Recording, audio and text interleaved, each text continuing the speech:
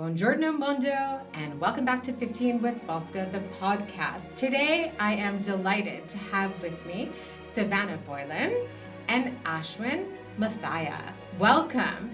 And today, the podcast is unpinned, and we're going to talk about what that means. And Ashwin and Savannah are going to tell us a little bit about their journey to Italy and what unpinned is. So I think without further ado, we should just dive right in. And I want to hear your stories. So whoever wants to start, just tell me, how did you get from where you started to where you are today in Italy? Savannah, do you want to start? Yeah, I'll start us off, and then I think Ashwin can jump in. Okay. I'll start by saying Ashwin and I have both always wanted to live abroad. And around 2019, it was a time in our lives when we felt like we had room and space to be able to do so. And we were trying to figure out where we wanted to live. And Ashwin happened to attend a Chianti Classico wine event in Washington, D.C., where we were living at the time. And he came back after the event and met some incredible people. And we decided to go move to Italy for 3 months back in 2019. And I don't know if you want to take it from there. Sure. First of all, thanks for having us. Yeah. We're thrilled to be here. I'm so happy to have you both here and to be talking about wine, which is one of my favorite subjects. Yeah, So. I used to joke when I led in-person wine tastings that if people aren't having fun, I'm horrible at my job. Because if you're pouring wine and you're not having fun, like how dull do you have to be? Right. So, thanks for being here. Happy to talk about wine. I think 2019, we knew we wanted to go abroad. We were talking about this before we hit record, where we lived in a pretty high pressure kind of professional academic environment, and so there was this dream of just leaving everything behind for 6 months and going to an island with a guitar and just bartending and just take a slower life. And living life. Yeah. And I think that version of the dream changed once we discovered the world of wine. I realized that when I was writing to winemakers to go shout at them in the fields, I was saying, I want to hear the doves that the vines hear. I want to smell the things that the vines smell. It didn't make sense, but that was what we wanted. And that was like the birth of this idea that we want to go to the places where the things that we love are made, and probably we'll find something meaningful there. And that's what happened. We got here, and about a month after, we weren't in Florence at the time. We were out in the countryside. Okay.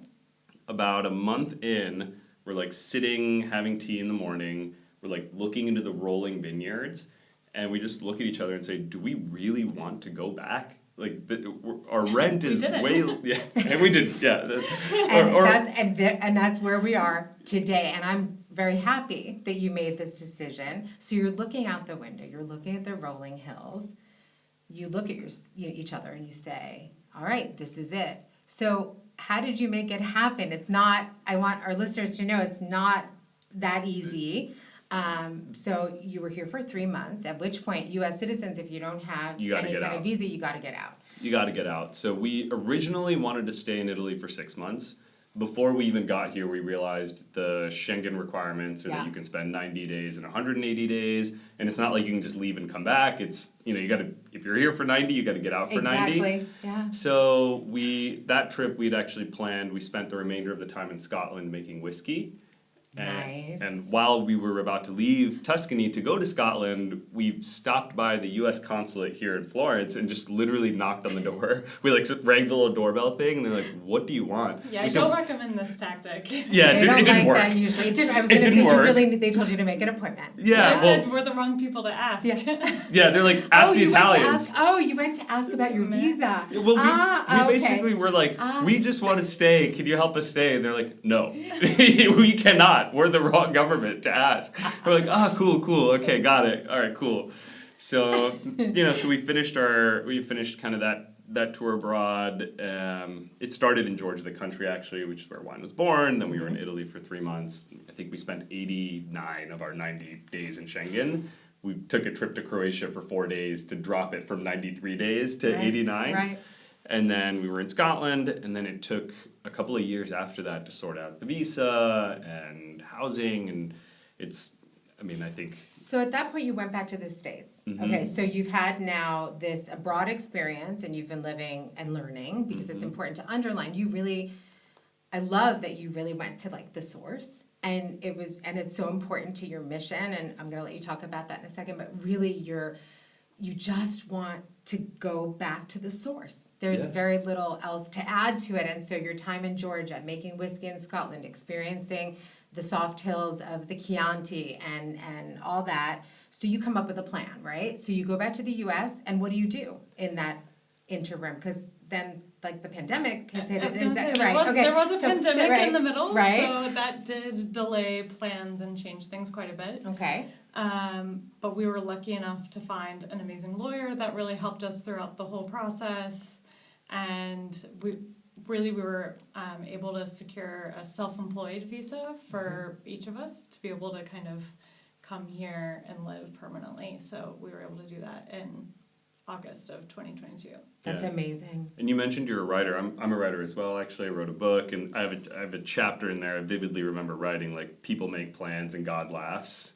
I'm not particularly religious, but we had the whole next year sketched out. We were supposed to be back in Georgia, Hungary maybe, which we ended up we did go to Hungary, but all of it obviously got scrapped when when the pandemic broke out, and then it took a little while to find the right resources, but. I tell my clients a lot that, I tell them all the time, the first thing is you really do need a very good lawyer, and it's just the best money you'll ever spend. And so I'm glad that you mentioned that, just because people think that it is, I don't know why people seem to think that they can just pick up and move. I've had people tell me that they've put in offers on houses, and I've said, but you can't legally live in that house for more than 90 days. You need to have a status, you need to be doing something, you need to have a purpose. So you find your way back here. You come at the tail end of the pandemic at this point, right? So things have come alive again. In 2022, you came here summer 2022. How were things? Yeah, we in the last 5 years, we spent 3 to 6 months a year in Italy. We'd pretty much any excuse we could get, we'd come back here. Sav was actually a fellow at the European University Institute in 2021, so we had a Mission D visa at that point. Okay. So we were able to stay for 6 months. 6-7 months. Okay, that And was it was lucky. Yeah, so it was during that Mission D visa experience that we started realizing we want to make this more permanent.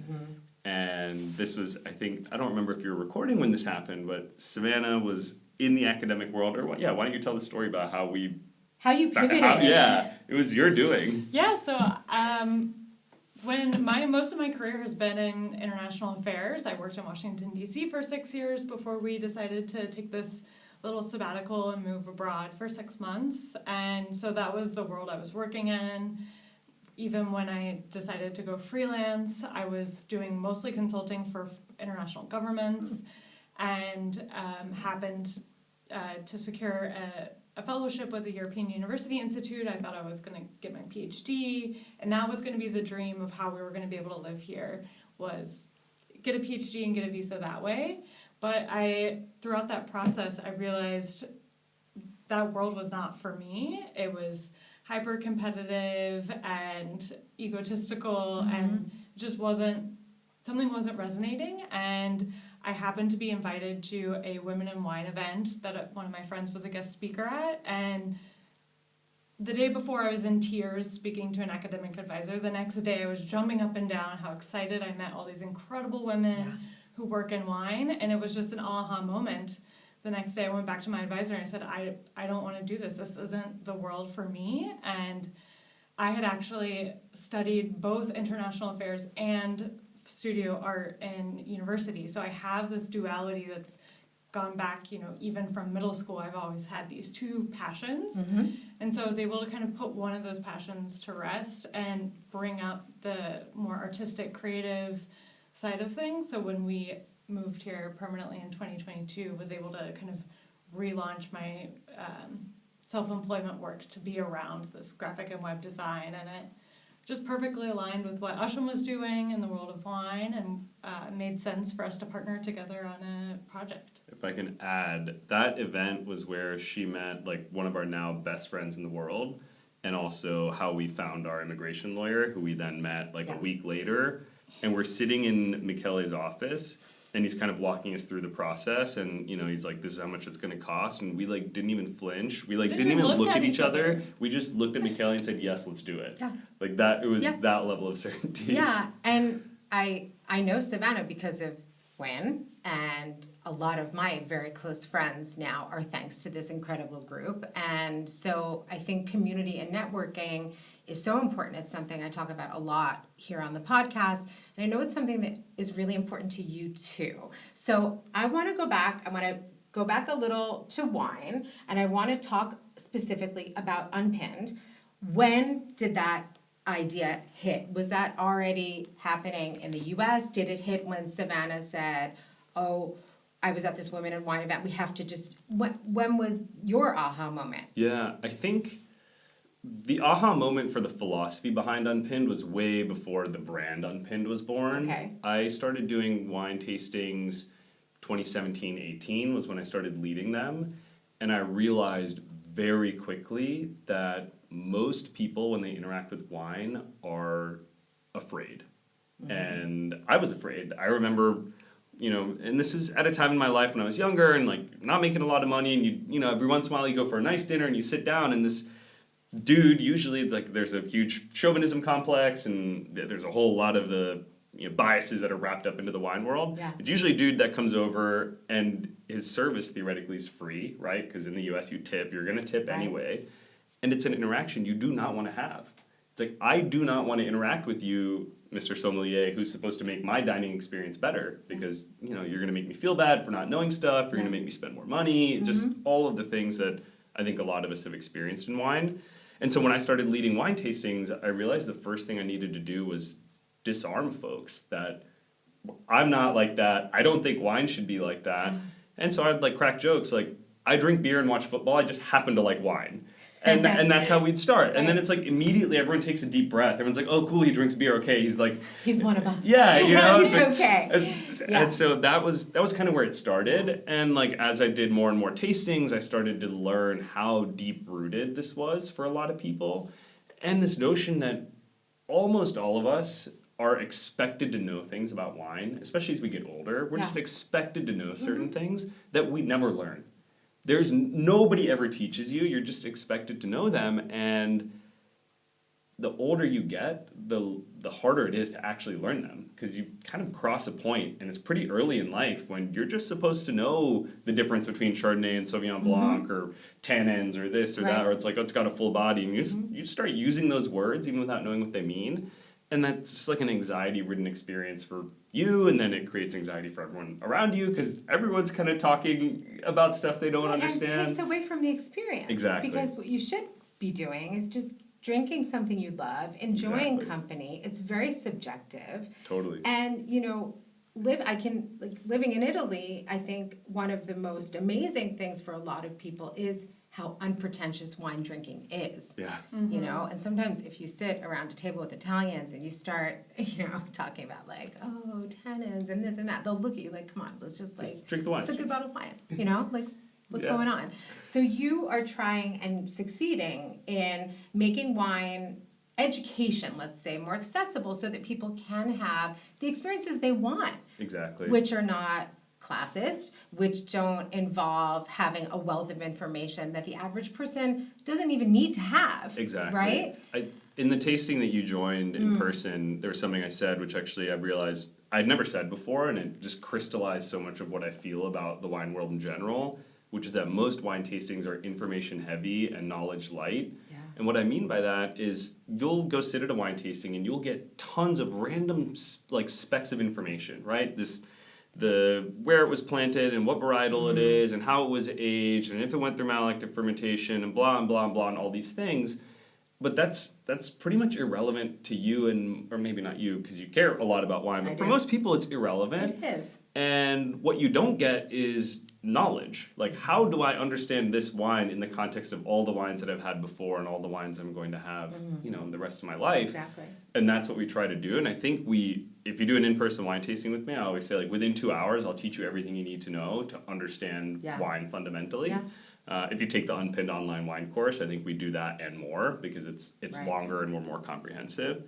And I think it's very helpful because most of us, especially, I think it's a little different in Italy, but in the US, we're trained with our palate as like a binary tool. Yeah. Like we just know I like it or I don't like Yeah. it. And learning about wine is a way to experience a whole lot more in your mouth for anything you eat or Exactly. drink. Your coffee, your beer, your tea, your morning breakfast, you just like get... You pay more attention, Yeah. right? You pay more attention. Exactly. I want to say something about the tasting because I really did like it, and it really did leave an impact on me. And I've been to a lot because I drink wine, but also just by the nature of, you know, the job that I do, I find myself often being asked to drink, and I say, you know, okay, Sure. you know, I'll take one for the team. But I loved the tasting because, in addition to the fact that you really pulled some very interesting choices out of your hat, which I appreciated greatly. There was a really nice vibe in the room, and like everyone was extremely present, and it was very chill, and it was all about like what we were experiencing, and then we were sharing it with each other. There was no judgment. I had never met anyone there. I knew Savannah and a couple of other people, but we had never met each other before, and it was just quite magical, you know, and it really was. Thanks. And I think what you said is so fundamental because it wasn't at all about the technical stuff. You gave us really good information, but not too much, because what I remember is the wines and then some of those tastes. And, you know, the way I think, and I think also as a writer, like taste, smell, those are all things that are extremely important to me. So something you did during the tasting, which I really loved, is that we went around, and without sort of putting people on the spot, like, don't you taste the red fruits? No?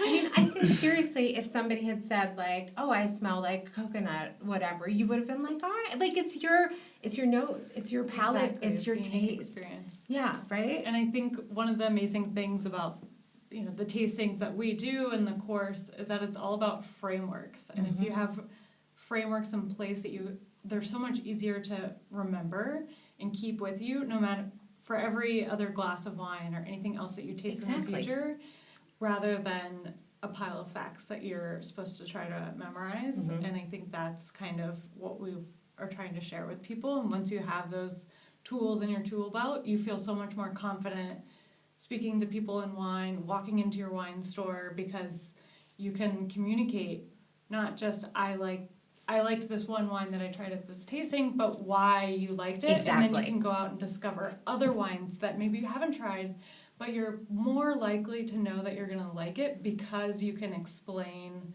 using the frameworks why you like something or why you Exactly. don't like something in wine. Yeah. Exactly. And I would add, you pointed this out too, you're going to forget what I tell you. I usually say that in most of my tastings, like you're going to forget. You're not going to remember. Because you did say that, and so you conditioned me a little. I Yeah, have to yeah, say so- that I also drank a lot of wine. So I Good. mean, you know, but I remember everything. No, seriously. Good. But I always say like, oh, you're probably going to forget what I said or most of what I said, but you're not going to forget what you felt or what you tasted. Like you're way less likely to forget something that impacted your senses as opposed to something I'm going to tell you. And that's why our whole principle is around, I want to help you better understand what's happening in your mouth. That's like the basic of it. Right. So, yeah. So tell me more about the name Unpinned. Why? Yeah. So we're realizing this is a bit more of a deep cut than we thought it would be, because we get the question pretty frequently. But sommeliers traditionally, I think in most countries in the world, wear a pin. A lapel pin. Yeah. And they're different pins depending on what country you're in. Sometimes it's like grape, sometimes it's like the quartermaster's circular thing. And I think we're kind of anti everything that the wine industry tends to stand for. We're not about the fancy names and chateaus. We're not about spending $1,000 for a bottle of wine. We're not about, waxing overly poetic about what's ultimately just a beverage. For most people, it's just a beverage. And so unpinned was basically, we don't believe in the pins. And so one of our tagline things we say is no more pins and the people that worship them. Yeah. Because. But I think that also, like for my interpretation, because I didn't think about the pin, but for me it meant several things, all having to do with kind of nonconformity.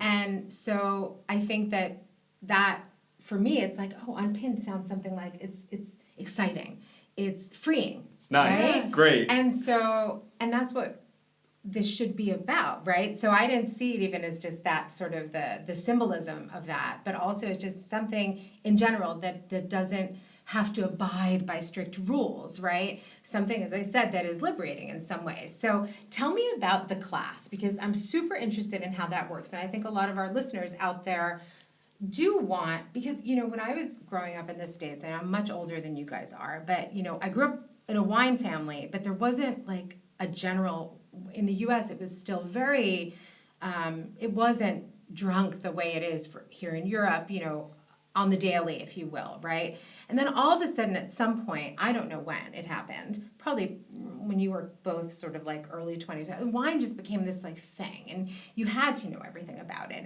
and there was this pressure, and all of a sudden, you know, very expensive wines started showing up on, you know, even more normal menus, right? And so you go to even a like very normal place in the States, and you have some pretty high prices, and so there was a cultural shift at a certain point, but that nobody addressed. And so you're addressing it now. So tell me more about the class and how you are trying to bring people closer to what the actual intent of wine is. And you talk about this. Tell me your mantra, because I love it. You say you can use bad words too. I'll put in an advisory. It's not a problem. Yeah, I mean wine has brought people together for over 8,000 years, and we say, fuck the industry that's using it to drive us apart.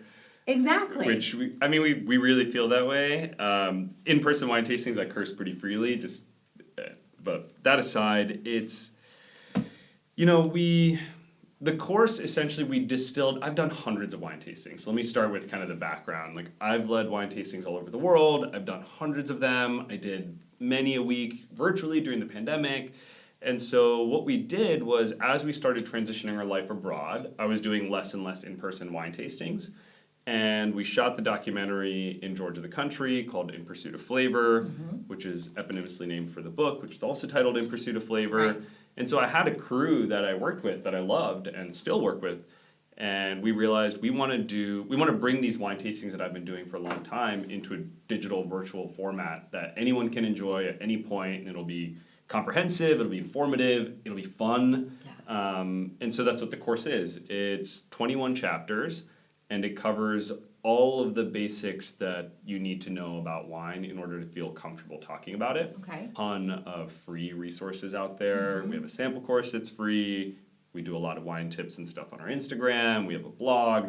We make as much stuff free as we can. Yeah. But we got to make money too. Obviously. So the course, we cover things like, what is natural wine? Because that's a huge buzzword right now that is really kind of can be difficult to define. So we define it. And the orange wine, another big so it seems like there are all these things, right, that come out seemingly every couple of, you know, years. There is like this big fad, you know, like in the, I would say, in the alcohol world in general, right?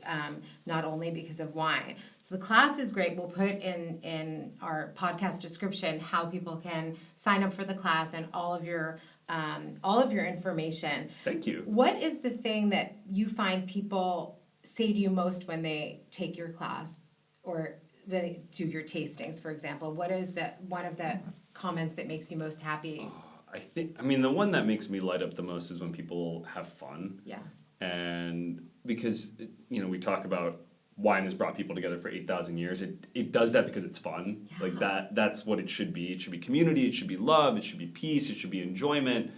And so much of people's interactions with the professional world of wine is not that. Yeah. You tend to have fun when you've got the bottle of wine at home with your friends. Exactly. But when you're out at, you know, like at the restaurant, often that interaction is not so fun. And so when people really enjoy and they feel like they took something away that will last a lifetime, that's why I do it. Like that look when someone's like, I taste acid, I know what it means. I'm like, amazing.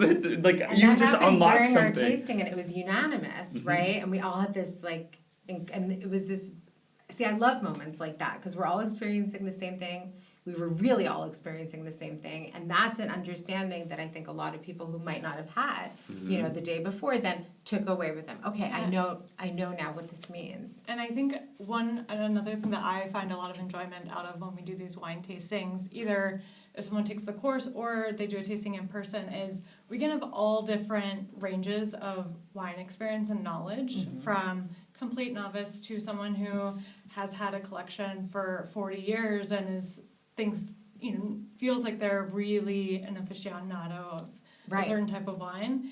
Even the people who feel like they are very confident about wine come away always saying they've learned something, and it's changed the way they think about wine. And I think reaching all levels of experience is really gratifying. Yeah, it reminds me of, there are a handful, I think you said this too, that people that have done a lot of wine tastings, and they'll come to me or they'll write a review and say, I've done multi-day tasting trips. I learned more in a 1 hour tasting with Ashwin than I did, on a 5-day tasting trip. That makes me feel really proud of what we do and what we put out there, which is, it's been years of work and cultivation and writing and to build something. And you've really honed it, and I think and one of my questions was one of my official questions for you was, how did you come up with the format for the tastings? Because I did find it so refreshing. So is it something you just sort of, because you've done so many, is it something you just sort of refined as you went along and figured out sort of, oh wait, this works best, or? Yeah, it changes a lot still. It changes a lot. And that's part of the fun, is that I've been doing it long enough to where, when you get good at jazz, I'm not good at jazz. Like, I can play some instruments socially, but when you're good at jazz, you can kind of do whatever you want. You just start doing whatever you want. Improvise. Yeah, exactly. and it's good because you've practiced so much the fundamentals that you can improvise, and it's still quite good. So we've arrived at that level with our tasting. So usually it's kind of season dependent. What do I have in my cellar? What's available? What's the vibe? But some of the basic takeaways are, I always love to start with bubbles because I think they're super underrated. Most people tend to drink them just for celebratory occasions. Not me. Great. I We'll have get to along. tell you, at a certain point, I was like, I read that champagne has the least caloric content of all wines and whatever, and I just went with that. I'm even more sold than I was before. Right? And so my partner is from the Veneto. Okay. So Prosecco, it's a big deal in our house. And so I also have to hide, the Franciacorta, I have to hide the champagne. But I drink bubbly all the time. I don't need any excuse. Life is hard enough. And in Italy, no, but Italians think that, you have to start, bubbles make you happy. They do. And that's a perfect reason to drink something. It's your mantra, it's your motto, it's your philosophy. Yeah. So I always start with bubbles. I think I made a mistake the first time I ever did a tasting. I remember it so vividly because it takes 15, 20 minutes before everyone arrives. They don't all arrive on time. Right. And people are kind of standing around. I didn't have something ready to pour to kind of get the evening started because I was like, I have a plan and this is how we're going to do it. And so I realized quickly, if someone's coming to a wine tasting, they want to drink like that. Like, they want it immediately. So it's like, let's start with something easy and simple and inoffensive. And so I always start with bubbles. And then from there, I very firmly believe in doing things side by side. So in the unpinned wine course, you're always tasting 2 wines side by side. I like that too about the tasting. I really like that as well. That they were couples, and there was a sequence and it worked. Yeah. Really, it was a perfect amount, just really easier interesting. to learn that way. Easier to learn, right? Yeah, and I felt like I walked away with some very solid knowledge. Nice. Yeah, so, and then the unpinned course is basically how do we pull it's like a greatest hits, right? It's all of the best things from the wine tastings in person that we've done over the years. Perfect. And it's filmed in a beautiful, artsy, cinematic way. There's a narrative component, there's a character, there's the big bad Som who makes a few different appearances. Yay. So it's entertaining. It's genuinely fun to watch, and it's funny. And we demo some things that I've never seen before, but I've explained 100 times. Like, we have a little demo of we shoot smoke into a wine glass, and we do that when the wine glass is full. We do it when it's half full. We do it when it's empty, and then we do it with a martini glass, for example. And we use the smoke to emulate what the aromas do in a wine glass. because you can't really see it. But when you watch that clip, it was my favorite clip that we shot. Wow. I remember being on camera and being like, holy shit, this is so cool. Right. We were Because all you will freaking see out. the smoke in the wine glass. It will just continue to swirl in the wine glass. See? But if you pour the wine like half full or 2/3 full, the smoke goes in and comes right out. Incredible. And it's just like so obvious and so visual. It's like, You wow. talked about that also during the tasting. We talked about glasses. We talked about why you had made a certain choice with one glass opposed to another. But I don't want to spoil too much because I want people to take your class Right. and I want people to do your tastings as well. Thank you once again for tuning in to this week's episode of 15 with Fosca and for continuing to do so. Grazie mille e alla prossima volta.